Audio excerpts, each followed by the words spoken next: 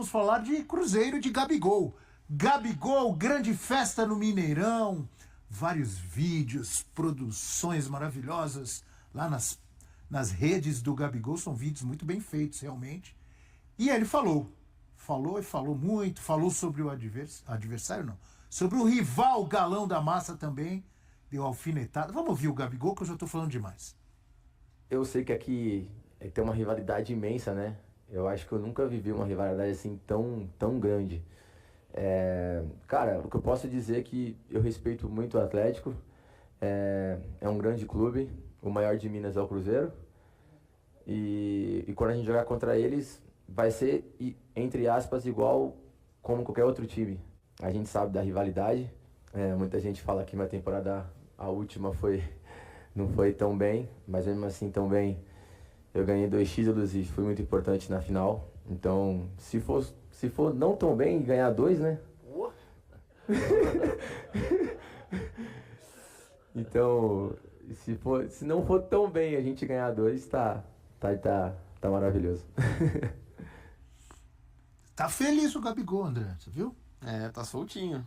Já provocando o rival logo de cara.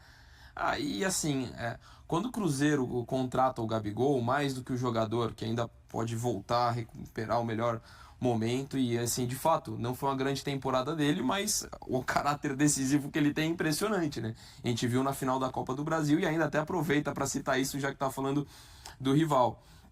Quando o Cruzeiro contrata, não contrata só esse jogador, que deixa a torcida super esperançosa, mas contrata o personagem, que é o Gabigol, com provocação, com carisma, com faixinha. A comemoração, tudo molecada. Todo mundo já entra, porque ele sabe fazer isso muito bem. Essa questão da imagem dele, do personagem Gabigol. Então Tem carisma, hein? Totalmente. E até por isso o tamanho dele, lógico, foram os títulos, os feitos que ele conseguiu no Flamengo que o tornaram um dos maiores jogadores da história do clube. Mas esse personagem, essa identificação com a arquibancada, isso tudo potencializa. Então por isso que a gente está vendo o Gabigol chegar e ter esse nível de apresentação, a quantidade de pessoas que foram recebê-lo, muito por conta disso, pelas conquistas que ele tem, né, pelos gols que ele faz, mas também pelo carisma que ele tem. Me chamou a atenção ali na imagem passada, ele está caminhando em direção à torcida com o Pedro Lourenço, torcedor balançando a camisa do Flamengo, aquela camisa branca do Flamengo, no meio da torcida do Cruzeiro. Tem fã do Gabigol para tudo que é jeito, mas agora é a galera de azul, viu, Mari? Muito legal, né? Assim, que aproxima muito do que é o futebol, né? Dessa festa, desse carinho, dessa expectativa. Então, esse movimento do Cruzeiro de pensar nessa maneira de apresentação foi muito legal, muito interessante. Do Gabriel já está muito próximo da torcida. Ele publicou um vídeo nas redes sociais dele que é muito legal mesmo, assim, as ruas movimentadas já, né, com essa chegada dele e a maneira como acontece. A Bianca Brasil, figura importante do time feminino do Cruzeiro, também lá, que é uma fã do Gabriel, que é uma torcedora. Então, essa integração também com o feminino, dessa expectativa. O Gabriel falou, né, num podcast recente, de um futuro. Legal. Ele investir no futebol feminino, então a gente já também tendo essa expectativa. O Cruzeiro foi muito bem na temporada passada no futebol feminino, que o projeto continue, apesar das mudanças, mas muito bacana dele demonstrar. Tá feliz, né? Depois da saída dele Novos do Flamengo, ares. novos ares, e agora em campo para corresponder também. A Mari disse tudo. Agora é em campo, viu, Eugênio? Treinar e fazer o que todo mundo espera. Muitos gols. Sim, claro que não depende só dele, né? O time tem que ajudar, a bola tem que chegar. Ele tem que conseguir ganhar entrosamento. É claro que se imagina que isso vai acontecer pela qualidade dos jogadores que estão sendo contratados. Então ele vai jogar ali, por exemplo, com o Dudu, com o Caio Jorge, com o Matheus Pereira. São todos jogadores de alto nível. Todos eles. Então ele tem tudo para se encaixar bem nesse espaço e fazer muitos gols. Mas a gente precisa que o Cruzeiro, começando lá pelo Fernando Diniz, né, que é o técnico, encontre o melhor padrão. Está mexendo muito bem nessa janela, está investindo em jogadores experientes, jogadores com títulos, né? A gente está vendo aí o Fagner, né? Chegou o Eduardo também, que estava no Botafogo, que tem uma trajetória longa no futebol. Já tinha o Cássio lá atrás, está trazendo, ao que parece, a gente deve confirmar essa semana, 2 zagueiros estão sendo especulados. O Fabrício Bruno me parece muito bem encaminhado. Joga muito. E o Valentim Gomes do Vélez também já é um negócio que está na mesa lá do Conselho do Vélez para ser anunciado. Se vierem esses 2 jogadores, a zaga vai estar muito fortalecida. E a gente pode imaginar um Cruzeiro, sim, se colocando entre os grandes times do Brasil de novo. Aí, de fato. E aí o Gabigol tem tudo para se beneficiar disso. Desde que tenha um bom ambiente para trabalhar, que esteja focado. Parece que ele está motivado. Todo o sinal de que está motivado para essa nova etapa da carreira. E a gente sabe que ele é um jogador que ali na frente tem o faro do gol. Não há dúvida que o elenco do Cruzeiro ficou muito qualificado com essa movimentação. Aquilo que a gente está falando do Botafogo, em relação, a gente não sabe ainda, numa temporada de um calendário extenso, nesse aspecto o Cruzeiro está sendo muito positivo, porque está já indo atrás, montando o elenco rapidamente, está num estágio mais avançado do que, talvez até do que todo mundo entre os clubes da Série A, ou grande parte deles, em relação a colocar em prática o planejamento para a próxima temporada. Tem essa questão da qualidade, lembrando de nomes que já estão lá. A gente falou agora há pouco do Felipe Anderson, que é um cara que não teve o grande início no começo e pode acabar sendo um grande reforço. Eu acho que esse comentário vale igualmente para o Wallace, que é um jogador com grande passagem no futebol europeu, um jogador tecnicamente muito qualificado, mas que não foi bem nesse primeiro semestre, mas tem a readaptação ao futebol brasileiro, então é um jogador que pode ter esse impacto. Você está falando de um elenco que já tinha um Lucas Silva que subiu de produção na reta final da temporada, de um Matheus Henrique que jogou muito bem desde o começo, então é um elenco que já tinha muito forte e que se qualifica. O meu único ponto que eu tenho dúvida, e aí eu não estou nem falando, vai dar errado, não, é dúvida em relação à intensidade do jogo sem a bola, ainda mais como se pede do Diniz, com os jogadores que estão sendo contratados. Eu não tenho dúvida da qualidade que esse time do Cruzeiro tem com a bola no pé, mas assim, a intensidade do jogo, de pressão sem bola, e ainda mais, a gente já falou do calendário exigente, tendo competição continental para também desviar para dividir a atenção. Então esse é a minha única dúvida em relação a esse Cruzeiro, que tecnicamente eu não tenho dúvidas. Quais jogadores? Se a gente pensar já que você... No próprio Gabigol. No próprio Gabigol. Dudu. Até pelo longo período de ausência. Acho que ali são os principais, mas assim, acho como um todo, não conseguiu como um coletivo. Com Cano? Por que não pode conseguir com o Gabigol? Conseguiu com o Ganso? Sim, é verdade. Mas acho que ainda naquele Fluminense ele conseguia ter mais características que encaixassem. Pode dar super certo, assim, tudo esse ponto que eu levantei, pode ser que não, de repente... Né? Exato. Essa é a única... É que você tem elencos que você, por exemplo, você pega um Botafogo, você sabe que aquele elenco vai te entregar uma intensidade altíssima. Pode ser que o Cruzeiro acabe entregando isso também, mas nesse momento, esse é minha principal dúvida em relação ao jogo do Cruzeiro. Claro que o desempenho de um jogador depende muitas vezes do time, do esquema tático, ainda mais de um centroavante, se a bola chegar para ele ou não, como chegar, as oportunidades que são criadas para ele. Mas o que vocês acham que o Gabigol tem que melhorar? Porque, inegavelmente, isso é um fato, ele discorda. Do jeito que ele falou na coletiva, ele discorda. Ele caiu de produção nos últimos 2 anos. Foi, inegavelmente, também importante na conquista do título da Copa do Brasil, ao fazer 2 gols no jogo de ida contra o Galo. Fato. Outro fato. O Gabigol caiu de rendimento. Perdeu espaço no Flamengo, onde é um monstro, um ídolo histórico. Então, alguma coisa faltou para ele.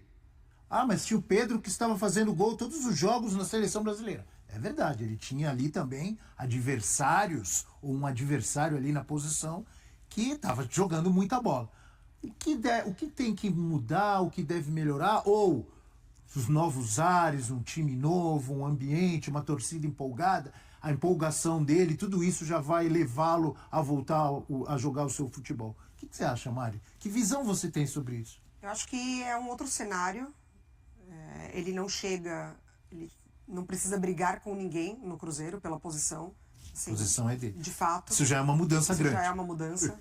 Ele chega nessa condição de titular e pegando exatamente um curto período de alta nesses 2 últimos anos do Flamengo, que foi justamente o que você falou, a maneira como ele termina a temporada marcando gols decisivos de título pro Flamengo. Então ele chega nessa curta melhora de rendimento, desempenho e momento no Flamengo. Agora são 2 peças que precisaram lidar com lesões, né? A do Dudu muito mais séria, mas o Gabriel também passou período de lesão no Flamengo nesses últimos tempos.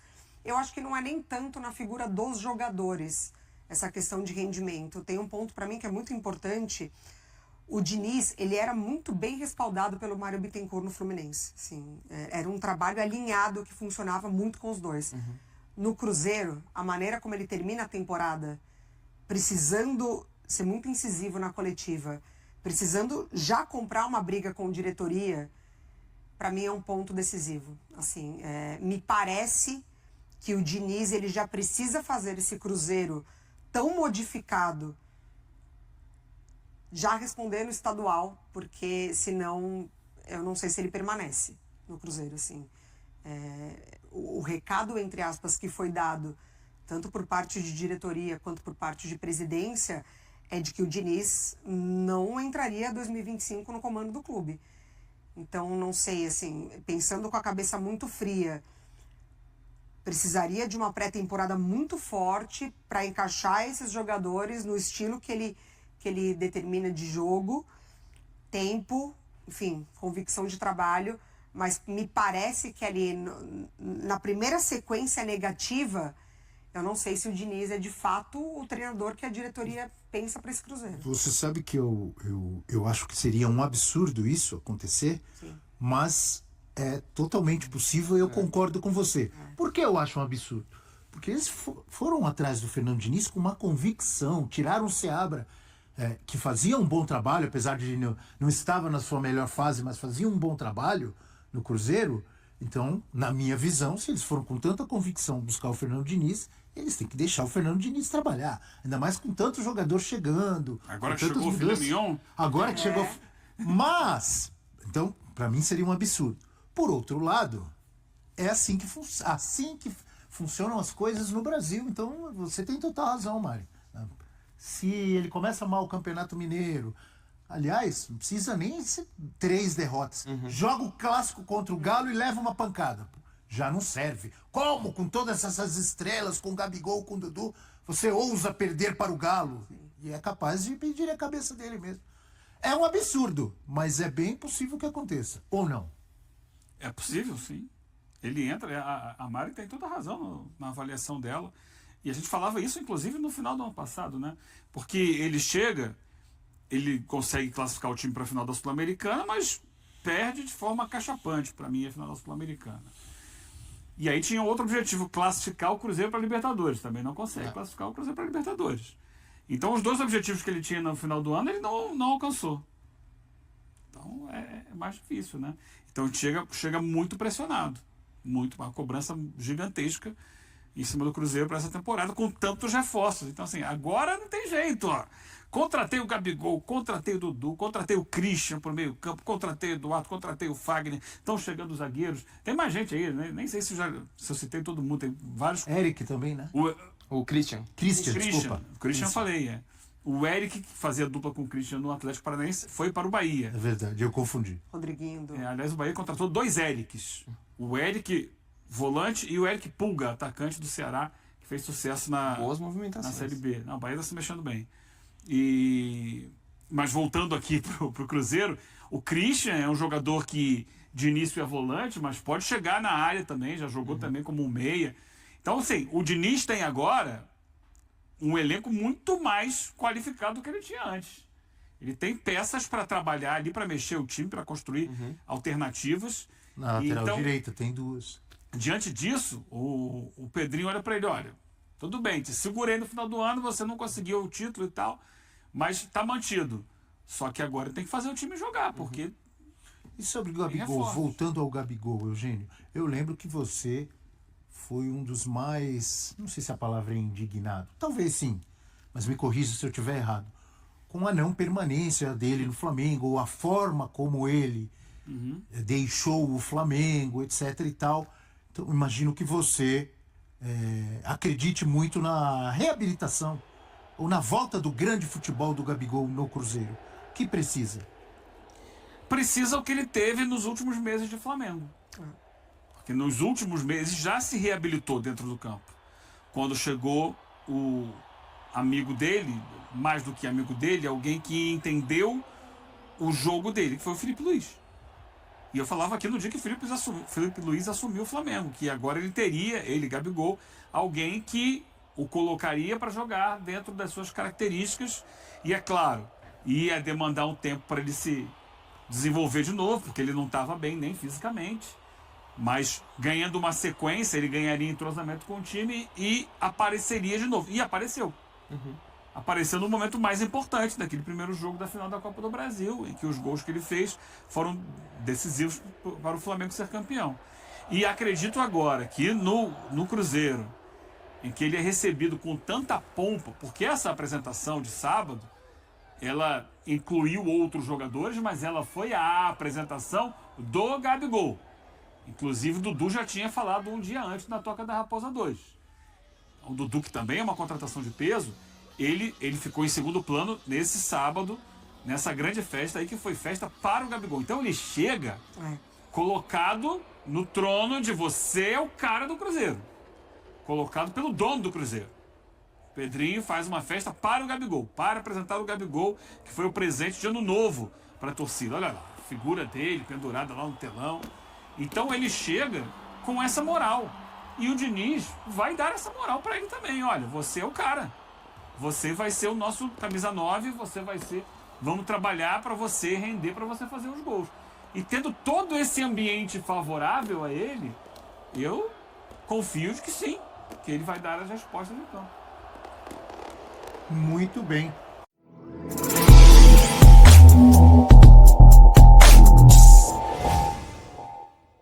Cruzeiro e Flamengo chegaram a um acordo para a transferência de Fabrício Bruno. O zagueiro, que já defendeu as cores da Raposa, retorna ao clube mineiro após uma proposta irrecusável. A negociação, que se arrastava há algumas semanas, foi acelerada nos últimos dias e deve ser concretizada em breve. A volta de Fabrício Bruno é um pedido antigo do técnico Fernando Diniz, que vê no jogador um reforço de peso para a defesa. E aí, galera? O que acharam?